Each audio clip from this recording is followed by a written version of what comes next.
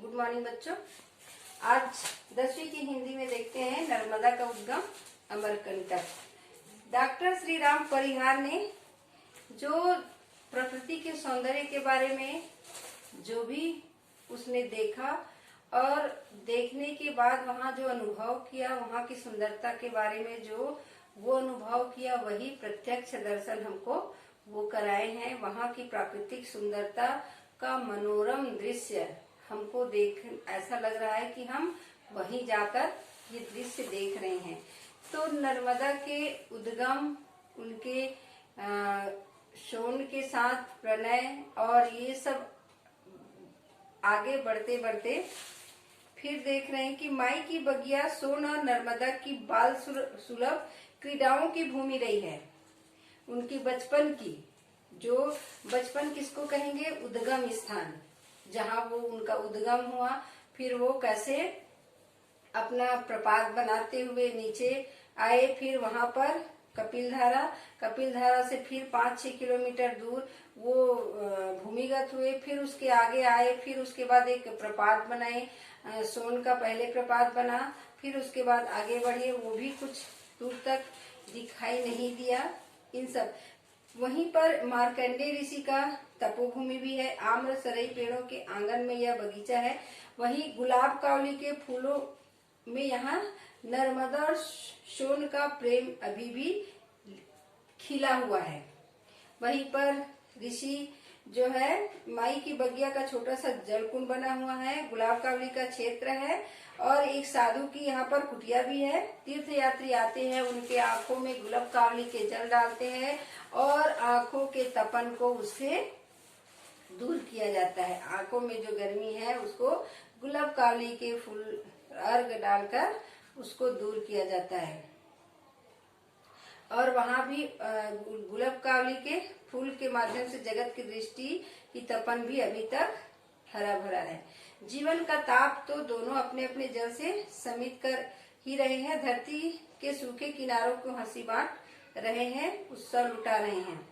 जुईला के मन की खोट और सोन के उसका विवाह होने की खबर लगते ही नर्मदा माई की बगिया में भूमिगत होकर पश्चिम दिशा में जाकर 2-3 किलोमीटर बाद सतह पर आती है। कपिलधारा के पास जल का स्रोत दिखाई देता है। वहीं पर से वो भूमिगत होकर आगे बहुत दूर बाद ऐसा लगता है जैसे वो क्रोध में है, गुस्से में है और कहीं किसी को दिखाई नहीं देता। और वो कुछ दूर बाद जब उसका क्रोध शांत होता है तब वो दिखाई देने लगती है। यह प्रसंग मानवीय संदर्भ लिए हुए हैं। लोक की नदियों को कहीं मानवीय और कहीं दैवी गुणों से मंडित किया हुआ है। ये पुरानी कहीं पर भी ऐसा ये कि देवी की मान्यता है और कुछ कुछ ऐसे कहानियों को हम देखते हैं कि क्या बोलते हैं, देवी और देवता या पुरानी कहानी में जोड़ देते हैं। इसमें कहा गया है कि नदी जब निकलती है अमरकंटक से तो ये सोन नदी है और नर्मदा नदी है, एक ही साथ बहते हुए आती है। ठीक है, फिर उसके बाद वही जुईला नदी भी आती है। जुईला नदी जो है, फिर उसके बाद कहा जाता है कि नर्मदा नदी जो है जुईला को अपना प्रेरणा संदेश देने के लिए भेजती है और ये खुद ही उसी से फिर विवाह कर लेती, उसी में जाके मिल जाती है। फिर उसके बाद ये जो नर्मदा नदी है क्रोधित होकर उनको पता चलता है तो ये पश्चिम दिशा की ओर उल्टा बहने लग जाती है। यहीं से वो उल्टा बहना चालू कर देती है और ये बहुत थोड़ी दूर बाद शांत जाता है और यहीं से गिरकर वो प्रपात बनाते हैं, सोन। फिर उसके बाद जुईला नदी कुछ दूर जाकर फिर सोनभद्र से मिलकर खंभात की खाड़ी में गिर जाती है। सोनमुड़ा सोन का उद्गम है। यहाँ भी एक छोटा सा पक्का कुंड बना हुआ है, पहले नहीं था। कुंड में पतली जलधारा निकलकर बह रही है और पर्वत के ऊपर से बहकर आती हुई मोटी जलधारा में मिलकर सोन को नद का स्वरूप देती है। थोड़ी दूर जाकर सैकड़ों फीट ऊंचे गिरकर वृक्षों में अदृश्य सी हो जाती है। यह सोन का पहला प्रपात है। यही प्रपात दूर दूर से दिखाई देता है। सोनमुड़ा के कुंड में श्रद्धालु जनों द्वारा डाले गए सिक्के पड़े हैं। सोन अमरकंटक का गर्व है। जो पहले रास्ते में आते हुए दूर से दिखाई देता है वो यही प्रपात है सोन का। तरह जैसे सोन जैसे निकलता है, फिर वो कुछ कुछ जो झाड़ी है, पेड़ है बांस के, उसी में छुप जाते, दिखाई नहीं देता। इसी तरह नर्मदा के उद्गम स्थल पर बना जल कुंड भी बहुत पहले पक्का नहीं था। अपने गांव के बड़े बूढ़ों से भी परिक्रमा वासियों से सुना है कि अमरकंटक में माई रेवा बांस में भीड़े में से निकलती है। बड़ा हुआ यहाँ आया तो ऐसा कुछ नहीं था। बांस के भीड़े से निकलने वाली बात अभी भी जिज्ञासा बनी हुई है। पहले के लोग कहते थे कि बांस के भीड़े से निकलती थी, क्योंकि वहां पर बांस, बड़े बड़े बांस के झुंड और वृक्षों से पता नहीं चलता था कि नर्मदा कहाँ से निकल रही है। प्राकृतिक दृश्य छाए हुए रहने से पता नहीं चलता था। देखने वाले को लगता है कि बांस के भीड़ों के बीच से वो निकल रही है। जो अमरकंटक के घर जन्म लेकर नर्मदा ने सृष्टि को सोहर गाने का अवसर दिया। नर्मदा जीवन उत्सव का चरम और अमर फल है। नर्मदा कुंड से लगभग 6 किलोमीटर दूर कपिल ऋषि की तपस्या भूमि है। नर्मदा यहाँ लगभग 150 फीट ऊपर से गिरती है। यह नर्मदा का पहला प्रपात है।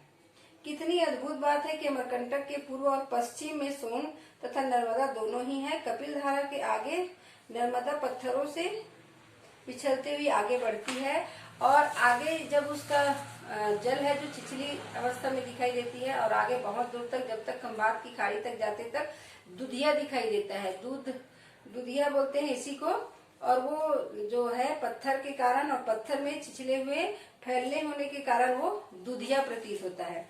कपिल धारा के पास ऊपर बैठी जामुन बेचती वनवासियों से जब हमारे लेखक जो है जब सवाल करते हैं कि अभी तो बरसात का सीजन आया है, तो नर्मदा जो है पतली धारा के रूप में दिखाई दे रही है, वो पतली दिखाई दे रही है, क्या यह गर्मी के दिनों में सूख जाते हैं? तो वहाँ के वनवासियों का कहना है कि नर्मदा तो यहाँ की जनजीवन हमारे लिए, तो ये हमारे जीवन है, इसी के कारण हम जीवित हैं, ये हमारे जीवन के स्रोत हैं। ये सूख जाएंगे तो हम नष्ट हो जाएंगे, हम कैसे जीवित रहेंगे? यहाँ जो प्रकृति है उसी के कारण जीवित हैं। अगर ये सूख जाएंगे तो हम भी नष्ट हो जाएंगे। तो उन्हीं के कारण हमारा जीवन जो है चल रहा है। वहां पर अमरकंटक में जो है एल्यूमिनियम खोद कर निकाला जाता है, खनन किया जाता है। आजकल बहुत जोरों से खुदाई चल रहा है और वहाँ के प्रकृति का दोहन किया जा रहा है, और उससे वहाँ की सुंदरता नष्ट हो रही है धीरे धीरे, क्योंकि खनन हो रहा है और उनके द्वारा निकाले गए एल्यूमिनियम बाल को ले जाते हैं। अमरकंटी नर्मदा का यह क्षेत्र देवों और मनुजों, मिथकों, लोक कथाओं, ऋषियों और वर्तमान रचनाकारों के अपने संदर्भों में सजाए हुए हैं। कालिदास भी कभी यहाँ आए थे और वहाँ के प्राकृतिक दृश्य को देखकर, वहाँ पेड़, आम के बहुत विशाल पेड़ हुआ करते थे पहले, इसीलिए उस जगह को आम्रकूट का नाम दिया। और वहाँ पर बड़े बड़े सरई के पेड़ हैं, जामुन के पेड़ हैं, और वहाँ की वनवासी जो है टोकरियों में जामुन और आम का फल लेकर बैठते थे। तो कभी वहाँ पर कालिदास भी आए होंगे और वहाँ की सुंदरता का वो भी वर्णन किए हैं। तो देखते हैं कहीं न कहीं ये अमरकंटक जो है भारतवासियों को वरदान स्वरूप दिए हैं नर्मदा को जन्म देकर। तो नर्मदा की जो प्राकृतिक सुंदरता है वो अपने आप में एक अद्भुत है। उनकी सुंदरता को देखकर जो कवि ने हमारे समक्ष रखा है वो मनोरम है। इसको पढ़ने से हमको ऐसा लगता है कि खुद हम वहां पर जाकर यह सब दृश्य देख रहे हैं। गुड मॉर्निंग बच्चों, आज 10वीं के हिंदी में हम देखते हैं डॉक्टर श्री राम परिहार द्वारा लिखित नर्मदा का उद्गम अमरकंटक। श्री राम परिहार ने नर्मदा का दर्शन खुद तो किए हैं, साथ ही साथ यह जो पाठ लिखकर हमें भी वहाँ के प्राकृतिक दृश्य का वर्णन करते हुए हमें ऐसा लगता है सुनने में, पढ़ने में कि हम खुद ही जाकर वहाँ पर देख रहे हैं। उनके मनोरम दृश्य, उनकी सुंदरता, वहाँ के वातावरण का ऐसा लगता है रूबरू हम दर्शन कर रहे हैं। तो पहले देखते हैं हम डॉक्टर श्री राम परिहार का जीवन परिचय। डॉक्टर श्री राम परिहार का जन्म मध्य प्रदेश के खंडवा जिले के पेपरिया गांव में सन 1952 में हुआ। शिक्षा के क्षेत्र में आपने पीएचडी एवं डी.लिट की उपाधि प्राप्त की है। संप्रति प्राचार्य माखनलाल चतुर्वेदी शासकीय उच्च स्नातकोत्तर कन्या महाविद्यालय खंडवा में कार्यरत हैं। राष्ट्रीय हिंदी सेवी शताब्दी सम्मान, शाश्वत सम्मान, हिमालय कला एवं साहित्य अकादमी अनेक सम्मान से आपको सम्मानित किया गया है। मुख्य कृतियां हैं आपकी आज अलाव की, अंधेरे में उम्मीद, धूप का अवसाद, बजे तो बंसी गूंजे तो शंख, ठिठले पर पंखुरी, रसवंती बोले तो, झरते फूल हर सिंगार के, हंसा कहो पुरातन बात, बोली का इतिहास, भय के बीच भरोसा, चौकस रहना है, कहे जग सिंगा, रचनात्मक और उत्तर परंपरा, संस्कृति, सलील नर्मदा, निमाड़ी साहित्य का इतिहास, परंपरा का पुराख्यान, ये उनकी मुख्य कृतियां हैं। तो नर्मदा का उद्गम अमरकंटक में जो हमारे लेखक हैं डॉक्टर श्रीराम परिहार, मध्य प्रदेश संस्कृत अकादमी के आमंत्रण में इस बार अमरकंटक की शाश्वत यात्रा का सुयोग बना, वहां जाने का उनका सुयोग बना। वहां गए और जाते समय वहां की जो मनोरम दृश्य को देखे तो वो अपने आप को रोक नहीं पाए और यह जो लेख है वो लिखे हैं। अमरकंटक तो पहले भी वो जा चुके थे, परंतु आषाढ़ का प्रथम दिवस में वो गए थे तो बारिश का सीजन था, उस समय वहां के सुंदरता और अधिक अच्छे लग रहे थे, तो उन्हीं का वर्णन यहाँ पर किए हैं। और वो जाते जाते देखे वहां आकाश में मेघ गिर गिर कर झर रहे हैं, प्रकृति नहा रही है, वनस्पति की आंखों में सपने जग रहे हैं, आम्रवनों की कोकिल का स्वर वर्षा के गीत को गीला कर रहे हैं। जो रास्ते में वो जा रहे हैं, बारिश का धीरे धीरे बारिश का होना, बादलों का छाना और सड़क के किनारे बड़े बड़े आम और सरई के वृक्ष का होना और आम के वृक्ष में कोयल का आवाज, इन सब मनोरम दृश्य जो है अमरकंटक की सुंदरता को और अधिक बढ़ा रहे हैं। प्राकृतिक उत्सव में स्वयं को उल्लास की फुहार बना देता है। पृथ्वी के महामंच पर अपने व्यक्तित्व की लघुत्तम इकाई के अर्थ को खोजता है। जो पृथ्वी में इतनी सुंदरता है, उसमें सुंदरता में ये अमरकंटक एक है। और उसके साथ में उसके मित्र भी वहां पर पहुंचे थे। उदयपुर विश्वविद्यालय के प्राकृतिक विभाग के विद्वान प्राध्यापक इत्तेफाक से वो भी पहुंचे, मतलब इनको पता नहीं था कि वो आए हैं। तो साथ में गए, पेंड्रा रोड से अमरकंटक के लिए रवाना होते हैं। पेंड्रा रोड अमरकंटक का रास्ता सघन वन प्रांत से होकर जाता है और सघन वन होने के कारण संसार बरसते पानी से गुजरना अच्छा लग रहा था, क्योंकि जैसे ही पर्वतीय भाग में जाओगे, पर्वतीय क्षेत्र में जाओगे, ऊंचाई होते जाता है और बादल ऐसा लगता है जैसे पास में आ गए हैं। और कभी भी बादल का छाना, कभी भी वर्षा का होना एकदम आम बात है, क्योंकि पर्वतीय क्षेत्र में जैसे जैसे जाते जाएंगे हमको और अधिक वर्षा, कभी भी वर्षा हो जाती है, कभी भी बादल छा जाना और कभी भी वर्षा हो जाना, क्योंकि बहुत ऊपर हो जाता है पर्वतीय क्षेत्र।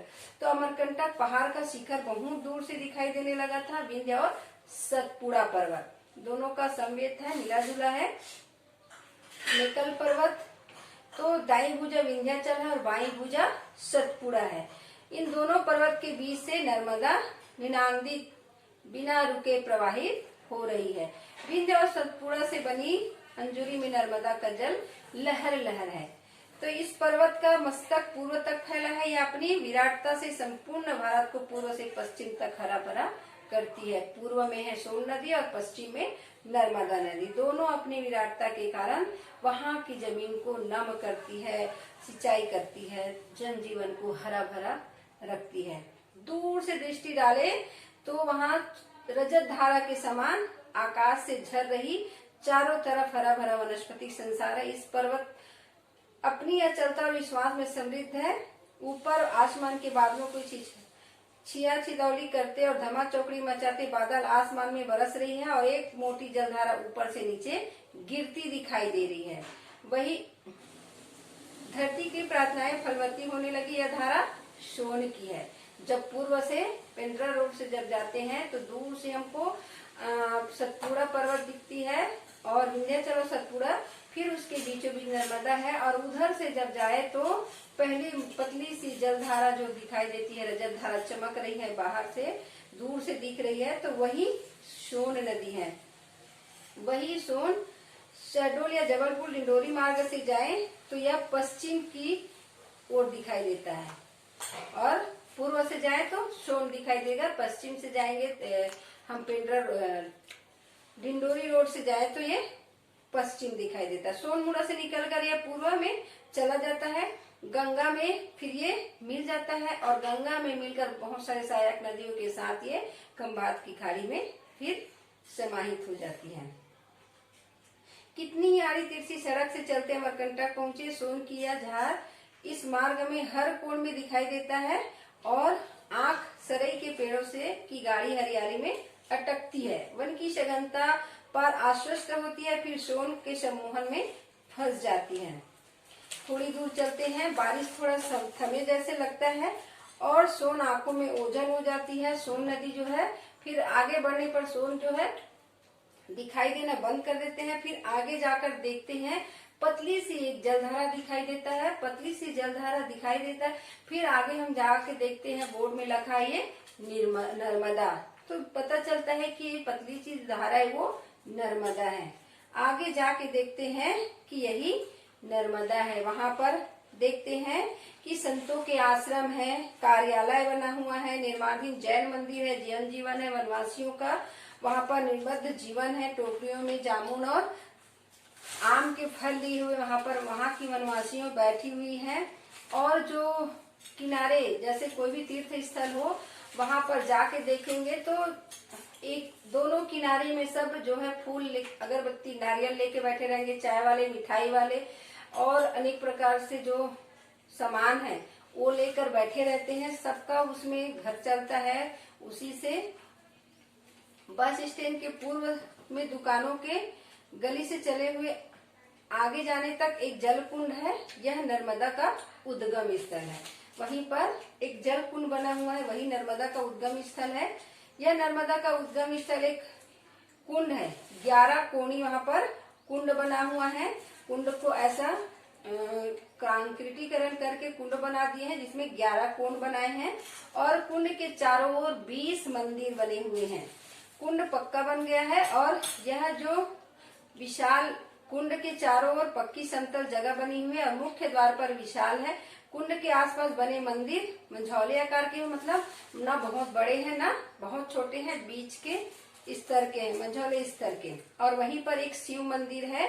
कहा जाता है कि शिव मंदिर की नर्मदा को शिव की पुत्री कहा जाता है। अमरेश्वर के कण से ही नर्मदा निकलती है। यह कुंड ही नर्मदा की आदिम स्रोत है। जल शिव के कण से निकलकर कुंड में एकत्रित होता रहता है। कुंड के बाद यह जल है वो 5-6 किलोमीटर तक भूमिगत हो जाती है। भूमिगत मतलब वो दिखाई नहीं देता, उस कुंड में दिखाई देता है ऊपर से गिरने के बाद। कुंड के बाद वो है जो है 5-6 किलोमीटर तक भूमिगत होता है। फिर उसके बाद वो कपिल धारा में दिखाई देता है। कपिल धारा जो है वहां पर दिखाई देता है। और जहाँ सब जगह जैसे मंदिरों में पूजा होती है, अर्चना होती है, उसी प्रकार वहां पर भी पूजा अर्चना की जाती है। रेव मन के शोण के विरह का ताप लिए मन में पश्चिम की ओर बह निकलती है। उसकी गति में ताप है और स्वभाव में शीतलता है, एक लोक कथा है। और वहीं से फिर कपिल धारा से वो बहते हुए पश्चिम की तरफ रुक करके वो बहने लग जाती है। इसी में एक कहानी जुड़ी हुई है। वहां पर लोक कथाएं हैं जो पुराने जमाने से चली आ रही है कि रेव और सोनभद्र रेवा मन में शोण के विरह के ताप लिए पश्चिम की ओर बह निकलती है। उसकी गति के ताप में और स्वभाव में शीतलता एक लोक कथा है। शोण और नर्मदा के प्रणय कथा, शोण और नर्मदा की प्रणय कथा। इसमें कहा जाता है कि नर्मदा जो है शोण से, यहाँ पर जो नदियों को माता कह के बुलाते हैं। नदियां जो है माँ कहे जाते हैं नदी को। तो सभी नदियों को माँ का दर्जा दिया जाता है। भारत में जितने भी नदी है सबको माँ स्त्री समझा जाता है, परंतु जो दो नदी ऐसे हैं जो जिसको आदमी का स्वरूप दिया गया, ये सोन है और एक ब्रह्मपुत्र है, दो है। तो जो नर्मदा नदी है सोन से प्यार करने लग जाती है और फिर वह अपनी सहेली जुहिला को प्रणय संदेश देती है कि जाकर मेरा प्रणय संदेश किसको देना, सोनभद्र को। सोनभद्र फिर वो जो जुहिला है वो जाती है अपना वो नर्मदा का प्रणय संदेश ना देकर अपना खुद का प्रणय संदेश देती है और खुद ही उनसे विवाह कर लेती है और उन्हीं के साथ रहती है। फिर उसके बाद जैसे नर्मदा को पता चलता है, नर्मदा जैसे ही देखती है दोनों को, तो वो मारे क्रोध के जलन में फिर इतने क्रोध के साथ अपना मुंह टेढ़ा कर लेती है और तुरंत ही वहां से उल्टी बहने लगती है और वो पश्चिम की तरह बहना चालू कर देती है। और वो क्रोध में इतनी तेजी से बहती है कि पर्वत पत्थर को काटते हुए एकदम तेज वेग के कारण वो आगे बहती है। और सोनभद्र को जब पता चलता है वो भी जुहिला से गुस्सा हो जाता है और वो भी उससे अलग मुख करके बहने लगता है। फिर कुछ और वो ऊपर पर्वत से गिरता है वहां से और फिर समतल मैदान में जाता है। फिर उसके बाद जुहिला उसको थोड़ी दूर जाने के बाद मना लेती है और फिर उसमें समाहित हो जाती है और धीरे धीरे जाकर वो खंबात की खाड़ी में गिर जाती है। ये मान्यता है, कहानी है। असल में नदी जो है, जो सोनभद्र जो है वो पर्वत से गिरती है और जो नर्मदा निकलती है वो भी उधर ही रहती है और जुहिला नदी भी वहीं आती है और वो आगे जाकर सोनभद्र में